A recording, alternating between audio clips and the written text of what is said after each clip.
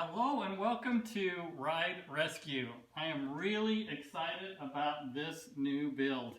I've been wanting to do a vehicle like this for a long time. I need your support though. If you could, please give me a like. If you like what I've been doing, if you like the past videos, please subscribe. And just to help you, give you a little nudge into subscribing to my channel, I'm going to do a giveaway, and I'll talk about the giveaway at the end of this video. So stay tuned all the way to the end, and I'll tell you all about how you can win.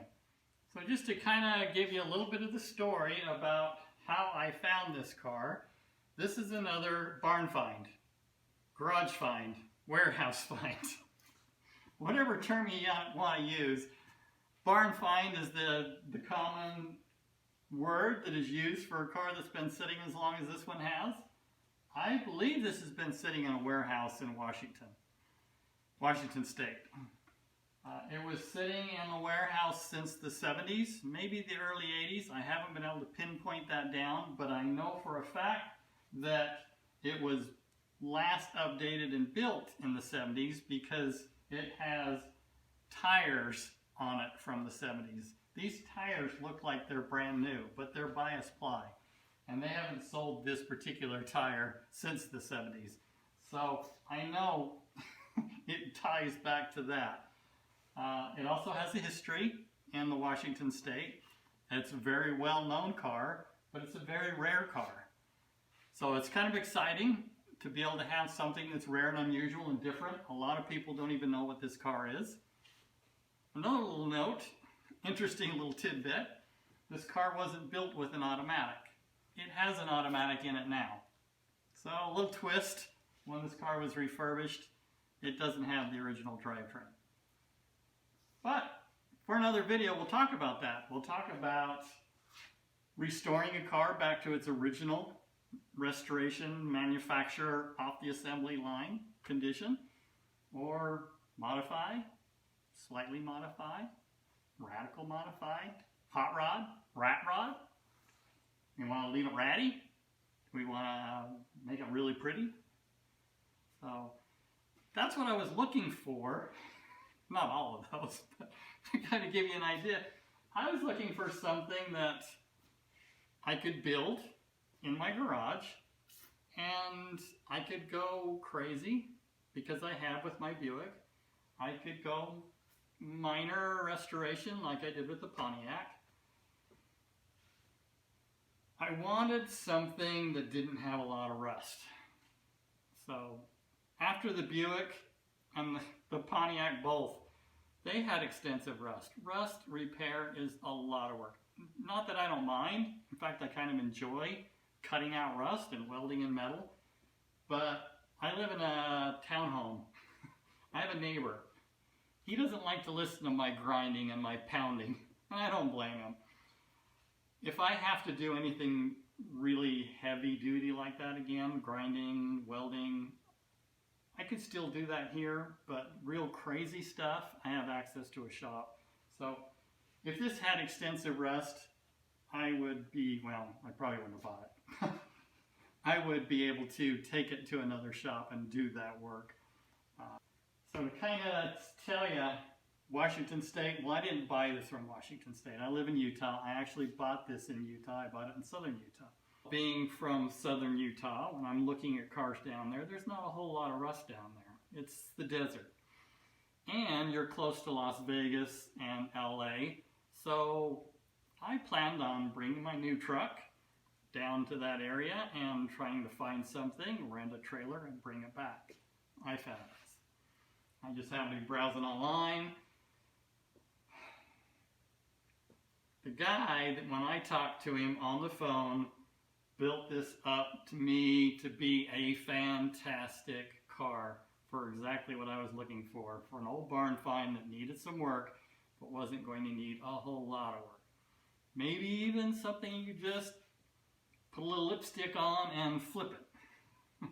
It's always nice to be able to flip it, just like the truck that I bought. If you saw my 71 Ford pickup, I bought that just to flip it. It was one of those that couldn't pass up. Super perfect barn find, garage find, low miles. They just needed to get rid of it. I got it and I flipped it. Go back and see that video if you haven't. That truck is amazing. So I was looking something similar to that. You never know. There was a few like that, low miles from little small towns. This one has somewhat low miles, but there's no way of knowing whether the miles are correct. Being from Washington State, the guy bought it there. Obvious he bought it to flip it. He collected these for years. He supposedly had 14, 15 of these over the years, and as rare as they are, every time he saw one, he was constantly looking, he would grab it. He saw this and thought it was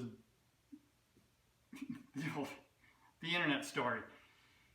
You see it on the internet, they tell a big, wonderful story. He bought it sight unseen, got it onto a trailer, got it home, and went, oh boy, what have I done? So, give you a little bit of an idea. So he flipped it. He made a lot of money on the car. I found it online the way he bought it and what price he paid. And then I bought it from him for a substantial markup, almost double what he paid for it. And he took a bunch of parts off of it, which is irritating. But if you know what you're getting into, that's the business. I flipped and made money. He flipped and made money. I still feel really good about this vehicle. All the pictures look pretty good. Everything looked like it was correct, but it didn't have the original engine or transmission. Well, this particular car from the manufacturer had a very weak, not desirable engine anyway.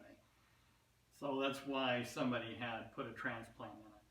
So then you got to start thinking about, okay, if this doesn't have the correct drivetrain in it, what would I put in it? Does it make sense to go back to original? Does it make sense to put the 3-speed on the tree back in it? So I wanted to lock it down. The guy was telling me he had a couple of buyers from California that wanted to come up and get it. They were all excited, but I was one of the very first guys that called him when I was really serious. I figured, okay, I'll give you $200, hold it for me, we'll be there in a few days. If it's everything you say it is, I'll rent a trailer, put it on the trailer, and I'll take it home. If not, you keep the phone numbers from the guys in California, call them, have them get it. Well, it was. But before I went down, I wanted to research the car. You've got to do your research and know what you're buying. It's bad enough buying something sight unseen. I would never buy a car and not go look at it. The Buick, I bought it in Southern California. It wasn't at all what he made me think it was when I got there, but I bought it on eBay.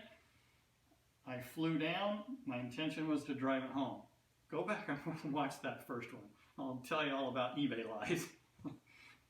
But I still wanted the car even after I found all the major issues with it. This car, doing all the research, finding out what engine, what transmission, everything about it, how many were made, how many years it was made. They only made this vehicle for 3 years. So, what's it worth? Was the asking price where it should be for a fixer-upper? What's the value? If I'm going to sink a bunch of money in it, can I get a bunch of money out of it? A lot of hours? Does it make sense? If this is a $20,000 car when it's all done, and I put a lot of hours in it and a lot of money in it, you could hit $20,000 really fast.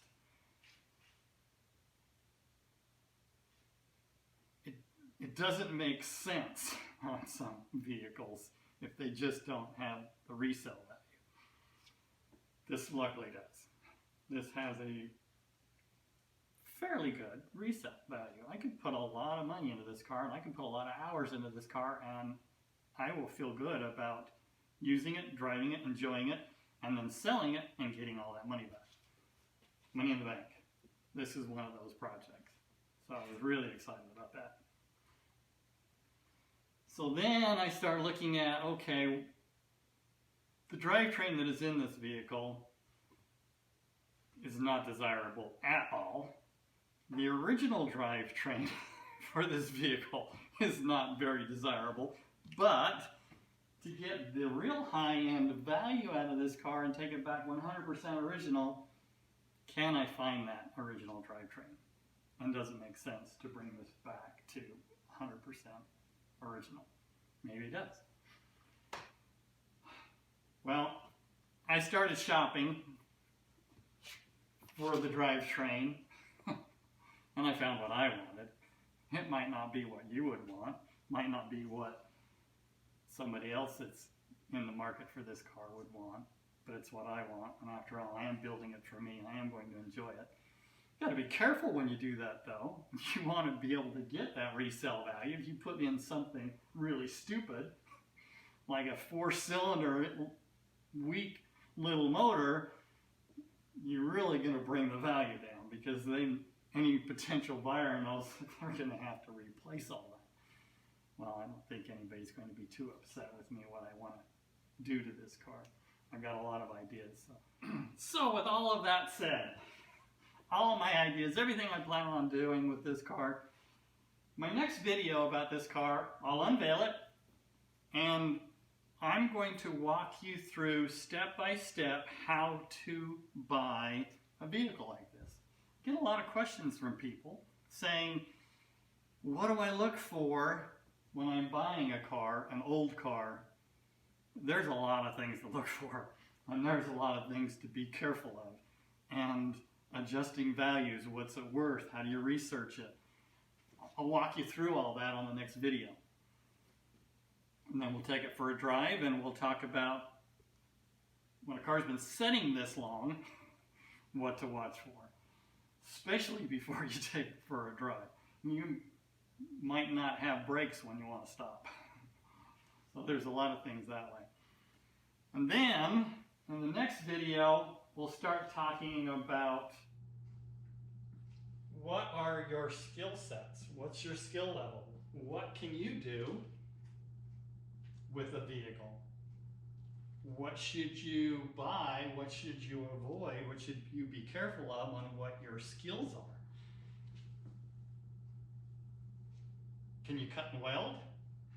Can you patch, rust? Can you paint? How about interior?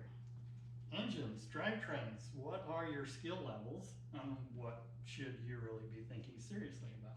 So we'll go through that. Basically, there's 3 tiers.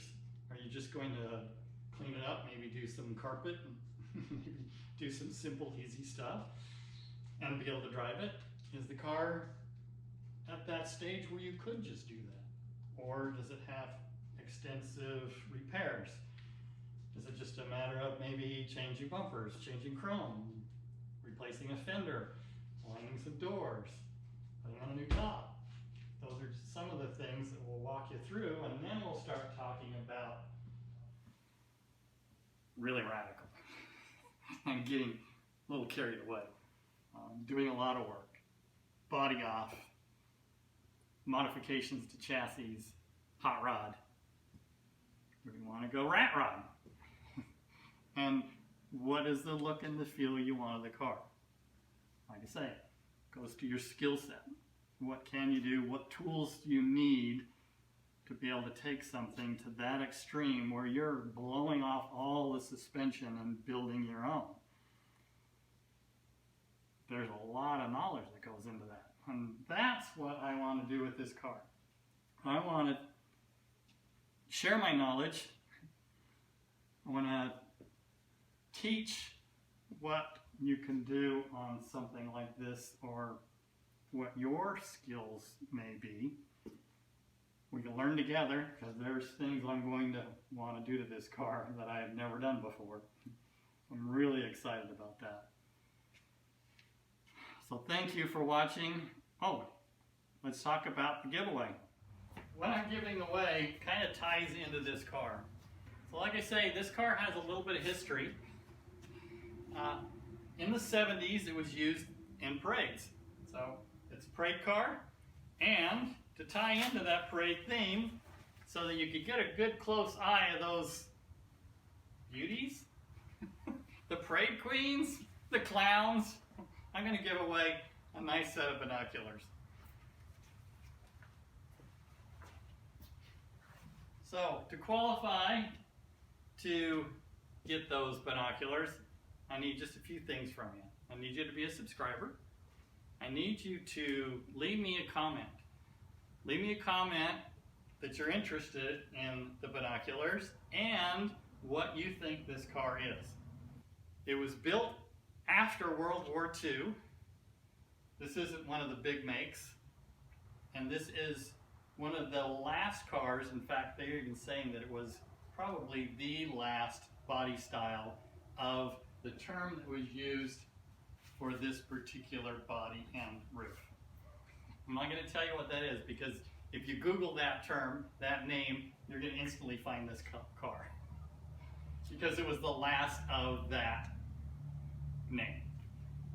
So good luck. Appreciate you tuning in. Appreciate you being a subscriber, being part of my channel. Thanks again. Goodbye for now.